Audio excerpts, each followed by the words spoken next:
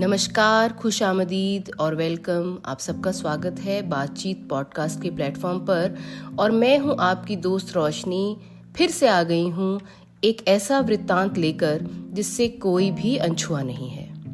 कुछ टॉपिक ऐसे होते हैं जो जैसे ही आपके मन में आते हैं आपको उत्साहित कर देते हैं। कुछ लहरें आपके मन में पैदा कर देते हैं, विचारों का ऐसा प्रवाह उत्पन्न कर देते हैं कि दिन या रात इसकी परवाह किए बिना आप अपने भावों को बांट देना चाहते हैं अपने शुभचिंतकों के बीच। ऐसा ही एक विषय है माँ का, दुनिया का अद्वितीय सबसे प्यारा रिश्ता।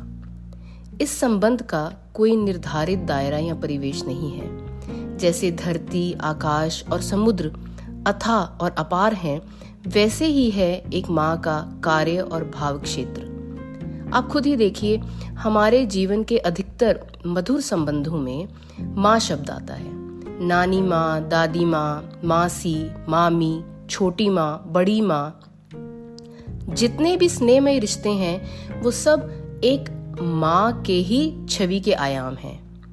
है ना पते की बात? मेरी माँ के साथ बड़ा प्रगाढ़ रिश्ता है। एक बहुत ही विशेष स्थान है इसका मेरे मन में, मेरे जीवन में। ये बात मैं कह रही हूँ और आप सुन रहे हैं, लेकिन संभवतः ये बात आपके लिए उतनी ही अर्थपूर्ण है जितनी कि मेरे लिए। ये सृष्टि का अनमोल संबंध जो हर जीव के जीवन में वही महत्ता रखता है जो हम मनुष्यों के लिए। एक दृष्टि अपने इर्द गिर्द घुमाइए और आप आश्चर्यचकित हो जाएंगे ये देखकर कि रचयिता ने सृष्टि के आधार एक ही रिश्ते पर निर्धारित कर दिया।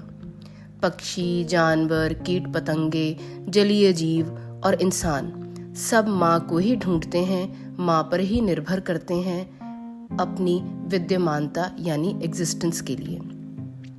तो अब इतना बड़ा दायित्व जो माँ पर कुदरत ने डाला है, उसे निभाने के लिए सामर्थ्य भी तो वैसा ही चाहिए ना।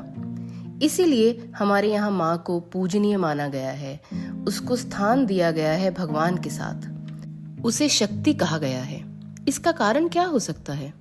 संभव है कि इस असंभव भूमिका का मंचन करने के लिए इस स्तर के ही गुण चाहिए होंगे जैसे देवी देवताओं में होते होंगे, ताकि आप इस भगवान से तुलनात्मक कार्य में असफल ना हो जाएं।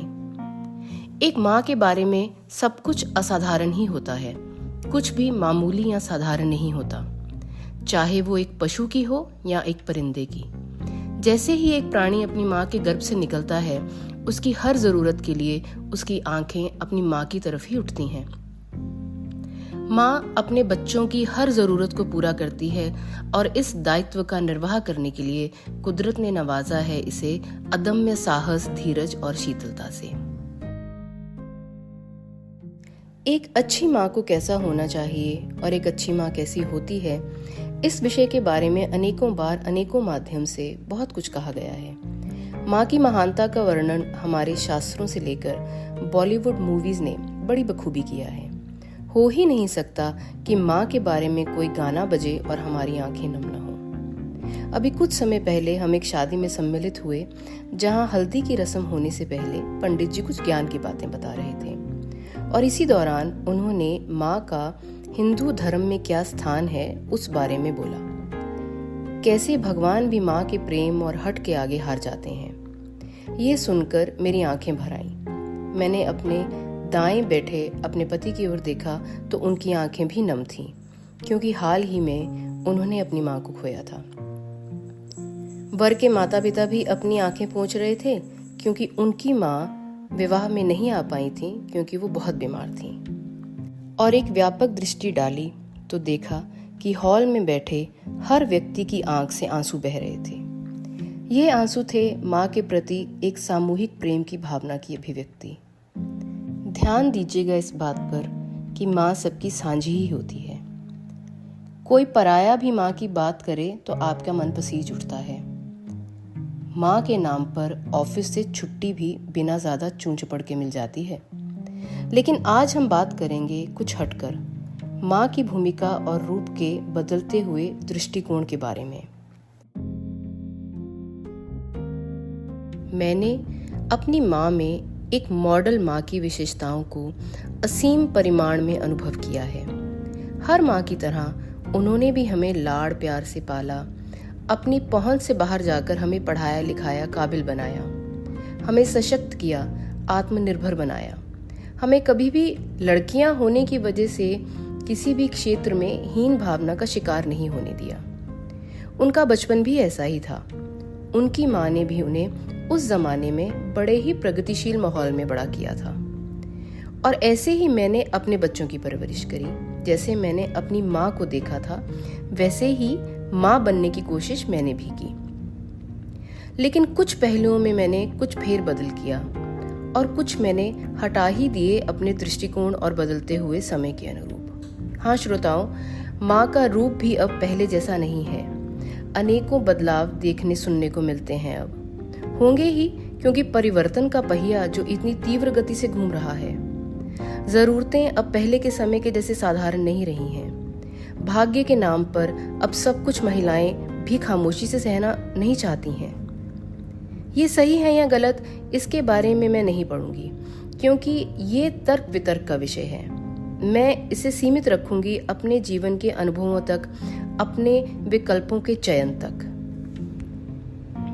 मैंने अपनी माँ को हमेशा बहुत ही संयत, बहुत ही चुपचाप पाया। हर बात को बिना कोई आवाज निकाले मान लेती थी माँ। मुझे बचपन से उनके व्यक्तित्व का ये पहलू विचलित कर देता था, क्योंकि जीवन के टेढ़े मेढ़े उतार चढ़ाव कैसे वो बिना कुछ खास प्रतिक्रिया के स्वीकार कर लेती थी, ये मैं नहीं समझ पाती थी। फिर जैसे जैसे इन बारीकियों को पढ़ने की समझ आनी शुरू हुई तो दिखाई देनी शुरू हुई उनकी आंखों में वो उदासी, वो रोष, वो असहायता, उन सब भावनाओं की जिन्हें वो चाहकर भी व्यक्त नहीं कर पाती थी। तो सबसे पहले मेरे किशोर अवस्था की मनोदृष्टि ने ये मान लिया कि धैर्य और संयम कमजोरी की निशानी होते हैं, और अगर आप चुप रहना शुरू कर देते हैं तो कोई आपको बोलने नहीं देता। तो संयम और सहनशीलता के ऊपर लगा दिया हमने कांटा। जब इनकी जरूरत पड़ी तो ये दोनों गुण तो एक कोने में कहीं नीचे की तरफ मरणासन बैठे थे। इन्हें बड़ी मेहनत से पुनर्जीवित किया, क्योंकि मातृत्व की पहली सबसे महत्वपूर्ण मांग होती है ये दोनों विशेष गुण, जो मेरी नजर में अवगुण बन गए थे मेरे अपने कठिन अनुभवों की वजह से। मेरी माँ की चुप्पी उनकी खुद की चुनी हुई नहीं थी, ये थी उस समय की बंदिश, समाज के द्वारा बनाई गई माँ की यही रूपरेखा थी। जब लोग मुझसे पहली बार मिलते हैं तो उनका पहला प्रभाव ये होता है कि अरे ये तो बड़ी ही दबंग महिला है, बिल्कुल भी उल्टी सीधी बात ना सुनती हैं ना बर्दाश्त करती हैं। क्योंकि ये मेरा निर्णय था मेरे अपने व्यक्तित्व को शेप करने में कि चुप रहना एक गुण नहीं है। एक और चीज जो मेरी माँ ने खुद ही बदली हमारी सोच में, वो थी आर्थिक निर्भरता। एक ही बात मम्मी बार बार कहती कि रुपए पैसे के लिए किसी पर भी निर्भर नहीं होना। पढ़ लिख रही हो तो इसका सदुपयोग करना, अपने घर, अपने बच्चों और अपने रख रखाव में, लेकिन सबसे ज्यादा अपनी आर्थिक आत्मनिर्भरता के लिए। और यही मैंने अपनी बेटियों को भी बताया। मेरी माँ हम लोगों के वर्तमान से संतुष्ट हैं और गर्वित भी। मैं भी अपनी बेटियों को आगे बढ़ता देखकर कभी कभी अपनी पीठ थपथपा लेती हूँ। माँ का रोल आज वैसा नहीं है जैसा 50 साल पहले या 20 साल पहले और या 5 साल पहले था। तेजी से तब्दील हो रहा है नए वर्तमान के अनुकूल होने के लिए। काफी तरह से विकसित हो गया है और कुछ विकार भी देखने को मिलते हैं। सही या गलत, ये सबकी अपनी परिस्थितियां ही बताती हैं। कुछ बातें जो मुझे और मेरी आयु वर्ग की महिलाओं को अनुकूल नहीं लगती हैं, वो हमारी बेटियों को और हमारे होने वाली या हो चुकी बहुओं को सही लगती हैं। और सच कहूं तो मुझे ऐसा लगता है कि उनके लिए शायद कोई और उपाय ही नहीं है। उदाहरण के तौर पर हमने अपनी बेटियों को उच्च शिक्षा दिलवाई है। दोनों प्रोफेशनल्स हैं और महत्वाकांक्षी भी। मैं नहीं जानती कि कल जब वो माँ बनेंगी, माँ बनने का निर्णय लेंगी, तो वो अपने बच्चों को कैसे बड़ा करेंगी। संस्कार तो उनको मैंने वही दिए हैं जो मेरी माँ ने मुझे दिए थे।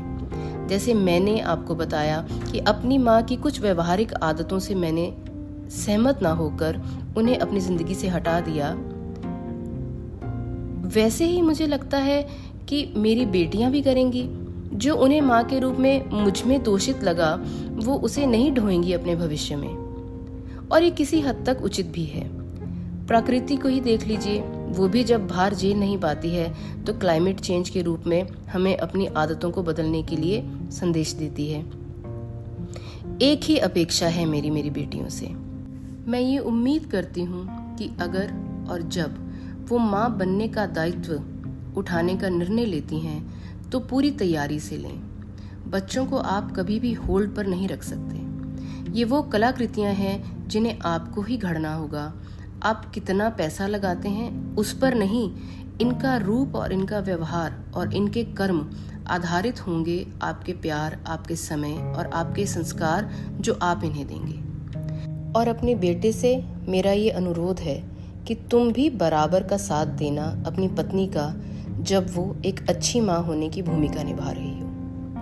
और यही मैं कहना चाहूँगी अपनी महिला दोस्तों से कि आप भी अपने बेटों को इस चीज़ का एहसास दिलाएं कि माँ की जिम्मेदारी सिर्फ एक माँ की नहीं रही है। बदलते हुए समय में माँ और पिता, इन दोनों को ही इस जिम्मेदारी को बराबर से निभाना होगा। तो अब यहीं रोकते हैं हम आज का बातचीत का सिलसिला।